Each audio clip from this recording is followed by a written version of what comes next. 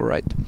We're here with Jerry Riordan at Grosbois, and we're talking about old memories, old Prix memories. And what's your brightest one? Well, the first memory of the Prix I only saw the black and white video. It was Delmonica Hanover. It was an American horse, Hans Froming. Del Miller was the trainer, brought her over, and he had Hans Froming drive, and this was a long time. This was when I was a teenager, so this was like the first star that I was following when I was a kid. She went over, wins the Prix de Marique, and ever since then, actually, I've had a lot of horses that have been from that family, like Vanquish Kronos is her great-grandma is Delmonica Hanover. We're talking pedigrees here and breeding everything, but your horse here, Treasure Kronos, she's got a pretty good pedigree, right?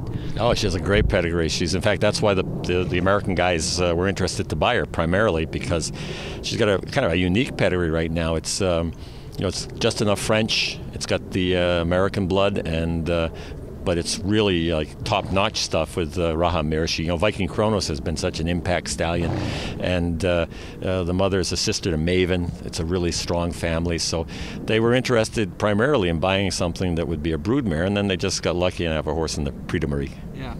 And Maharaja is a Viking Kronos, of course, his father, and he won the Prix de Marique. Do you think Treasure Kronos can pull it through? Well, Maharaja raced in the Prix de Marique. He didn't win, but he was in it. Yeah, exactly. Yeah. But she, she's a 5-year-old that the rule is they don't win it unless they're boys. The only colts that have ever won at 5 years old have been the only 5-year-olds have been colts. Bold Eagle. It's not. It would break the rule if she did it. So we're just trying to play our part. It's the Prix de Marique. They invited us. It's like it's like being in a great movie, and you have a little role to play, but it's a great movie. So we want to be in it. Moneymaker was 6, I think. So next year, right? Exactly. She was 6 when she went. Yeah, next year. Oh wow. Yeah, she's in great shape. She's getting better all the time. Christopher knows her really well. I guess the thing that you always get worried about when you're racing the Prix de Marique with a young horse is it going to hurt them? So, I guess our primary objective is don't do anything that's going to jeopardize her down the road. But by the same token, 2 weeks from now, she has another 5-year-old, another race only for 5-year-olds for 120,000 euros. And this is a great experience for that race. It's going to be a standing start also. Great for Christopher, great for her. So yeah, we're using the Prix de Marique as a prep race. Wow, prep race. Did you hear that, ST? Yeah, oh yeah, right. The French love that. Exactly. Let's talk about the big favorite, the big star, Bold Eagle. Is he unbeatable, or? Well, you got beat by Traders this year, so it's not like he's unbeatable. But I think that I think even if he's not perfect, even if he's 95%, he's the best horse, and he's got Frank Navard, who's the closest thing to a guarantee there is right now here in Paris. So he's a pretty overwhelming favorite. I think the Timoko, of course, is a horse that's always going to be part of it, but I don't know if he really wants to put his head in front of the Bold Eagle. He just looks like he's pretty happy finishing second. Yeah.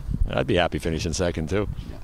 Take the money and run, right? Yeah, no, it's he's a horse like Timoko, he might be at the point of his career where he's not fighting quite as hard as he was earlier, but he's still so good that he's picking up these huge checks finishing second.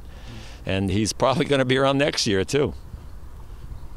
So any changes on Treasure Kronos? I know you were talking about taking off her shoes, and you are, and that's a game changer, right, for her. Yeah, we raced her in the preparation race, the Prix de Croix, with the shoes on, and she'll go. But she's a very simple horse. She doesn't wear anything, pull out earplugs and no shoes, and that's it. She's there's not a whole lot to change on her. She's a very, very natural horse.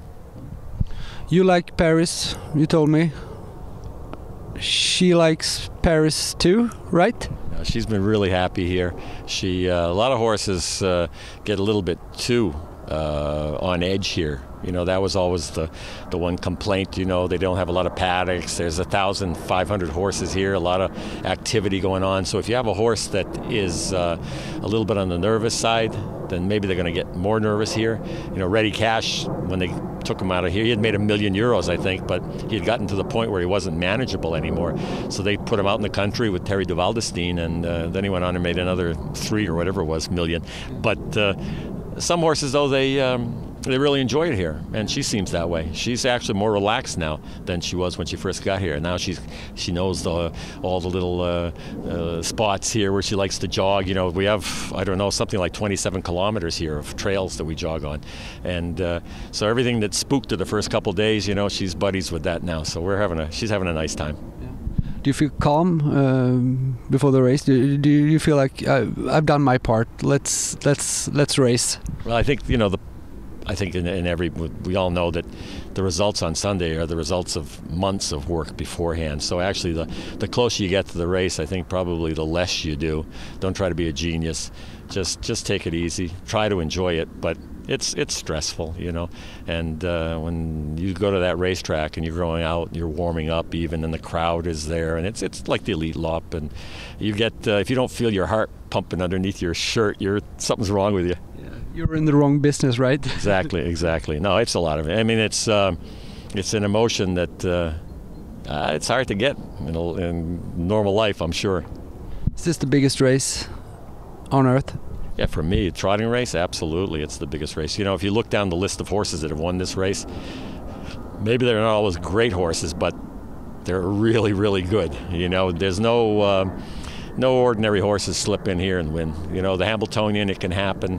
Nice horses can win the Hambletonian. I think nice horses have won the Elite Lop, but the Prix d'Amérique is won by really horses that are part of history. No shortcuts to the victory. No, when people say a horse's name that has won the Prix d'Amérique, everybody remembers that horse. We were talking about, as like for a broodmare, for example, if she finished 5th in the Prix d'Amérique, as a broodmare, that would be more important than winning the Breeders' Crown, than winning the Stot Campionat. I mean, it just is. It's the Prix d'Amérique, and you become part of history when you place in this race.